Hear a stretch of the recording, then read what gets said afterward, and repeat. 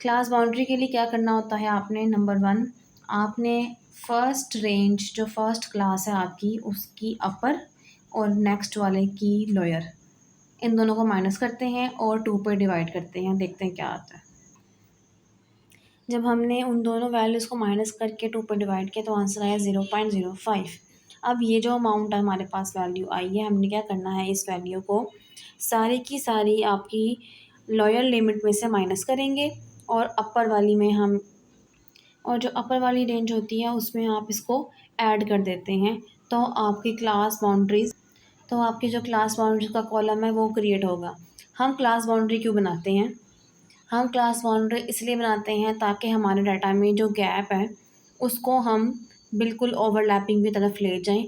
और नेक्स्ट जब आप हिस्टोग्राम बनाते हो तब आपके पास कंडीशन होती है कि आपने क्लास बाउंड्रीज़ को ही यूज़ करते हुए हिस्टोग्राम बनाना होता है ताकि आप डाटा का ट्रेंड देख सको विदाउट एनी गैप्स और ब्रेक्स। ठीक है, ये हमारे पास रीज़न है क्लास बाउंड्री को क्रिएट करने की। ठीक है, अब वही वाली बात कि 0.05 जो यहाँ पे आया हमारे पास, हमने उसको माइनस करना है इस वैल्यू से, तो हमारे पास आंसर आएगा 3.45। ठीक है, और नेक्स्ट वाली में हम उसको ऐड कर देंगे तो आएगा 4.45।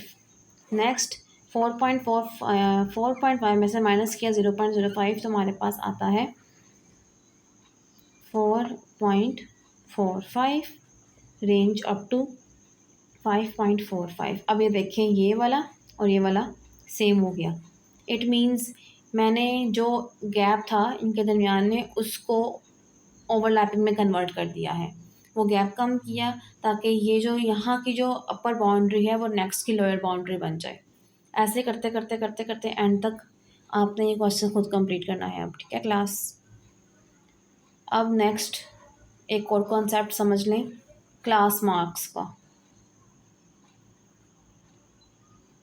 क्लास मार्क्स को हम मिड पॉइंट भी कहते हैं और इसको हम डिनोट करते हैं, ये आपका रफ वर्क है। ठीक है, इसे हम एक्स कहते हैं।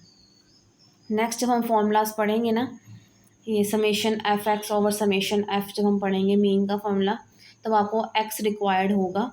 तो आपने एक्स जो है वो इस तरह से निकालना है, आपने इनका एवरेज लेना है, या तो इनका ले लो या इनका ले लो, एक ही बात है, दोनों के आंसर सेम ही आते हैं। एवरेज मतलब फर्स्ट रेंज की अपर क्लास लिमिट और लोअर क्लास लिमिट को प्लस किया, 2 पे डिवाइड किया, जो आंसर है वो यहाँ लिखना है आपने। मैं करके दिखाती हूँ। ये हमने दोनों फर्स्ट अपनी जो रेंज हमने डिफाइन की थी, फर्स्ट हमारी क्लासेस में से जो फर्स्ट क्लास थी उसका लोअर और अपर वाला क्लास लिमिट हमने प्लस किया और डिवाइड किया 2 पे, या मैंने लिखा भी हुआ है कि हमने ये काम क्लास मार्क्स के लिए करना है। 2 पे डिवाइड मतलब एवरेज लिया, तो हमारे पास जो आंसर आएगा वो हमारे पास एक्स होगा। अब ये जो कॉलम बना रहे हैं हम एक्स का मिड पॉइंट या क्लास मार्क्स का, उसमें जो पहली वाली मेरी वैल्यू है वो 3.95 है। इसी तरह से जब हम इन दोनों को नेक्स्ट वाली की अपर लोअर और अपर को प्लस करके 2 पर डिवाइड करेंगे तो हमारे पास आंसर आएगा 4.95 अप टू सो ऑन। ठीक हो गया। ये क्लास क्वेश्चन जो है वो ऑलमोस्ट कंप्लीट हो गया है। ठीक है, और फ्रीक्वेंसी का जब आप सम करेंगे तो वो ऑब्वियसली समेशन एफ होगा, आप जो कि आपके सैम्पल साइज़ के इक्वल होना चाहिए। 88 वैल्यूज़ गिवन थी तो 88 के इक्वल ही आएगा। ठीक है, क्लास बाउंड्रीज भी कंप्लीट हो गई हैं, क्लास मार्क्स भी कंप्लीट हो गए हैं। एक कॉन्सेप्ट रह गया है क्यूमुलेटिव फ्रीक्वेंसी का, वो मैं आपको नेक्स्ट में बताती हूँ अभी कि उसे कैसे करना है। जैसा कि कॉलम फ्रीक्वेंसी का है तो उससे क्यूमुलेटिव फ्रीक्वेंसी को अब आपने इसी से लेके चलना है। क्यूमुलेटिव फ्रीक्वेंसी के नाम से ही इंडिकेशन हो रही है कि हम इसे क्यूमुलेट मतलब कि इकट्ठा करेंगे। इकट्ठा कैसे करेंगे? ऑब्वियसली प्लस करके। प्लस कैसे करना है आपने, जो फर्स्ट वाली आपकी होती है फ्रीक्वेंसी का नंबर वो वैसे का वैसे ही रहता है।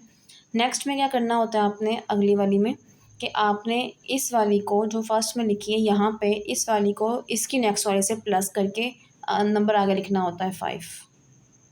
ठीक है, अब जो ये वाला 5 आया है, ये वाला 5 नेक्स्ट वाला नंबर 5 से प्लस होके फिर आएगा 10। ठीक है, ये वाला 10 नेक्स्ट वाले 13 से प्लस होके फिर आगे जाएगा, विच इज़ 23। ठीक है, सिमिलरली आपने पूरा कॉलम अब फिल कर लेना है। 23 इस 12 के साथ प्लस होके फिर इसका आंसर आएगा नेक्स्ट कॉलम में, विच इज़ 35। आपने ऐसे ही प्लस करते जाना है जहाँ तक जो आपका लास्ट सेल होगा ना, वो लास्ट सेल आपके एक समेशन एफ से मिलता होगा, ठीक है। कम्युलेटिव फ्रीक्वेंसी को प्लस नहीं करना आपने, मतलब कि उसका सम नहीं निकालना पूरे कॉलम का। आपने टैली करना होता है कि जो आपका लास्ट वाले कॉलम का आंसर है वो समेशन एफ के इक्वल होना चाहिए।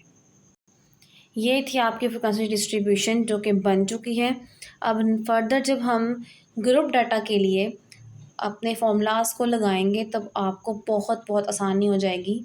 सिर्फ फॉर्मूला आपने याद करना होगा और उसको इम्प्लीमेंट करेंगे और सिंपल जो मल्टीप्लिकेशन के कॉलम्स होते हैं वो बनेंगे बस, और ख़त्म बात बस।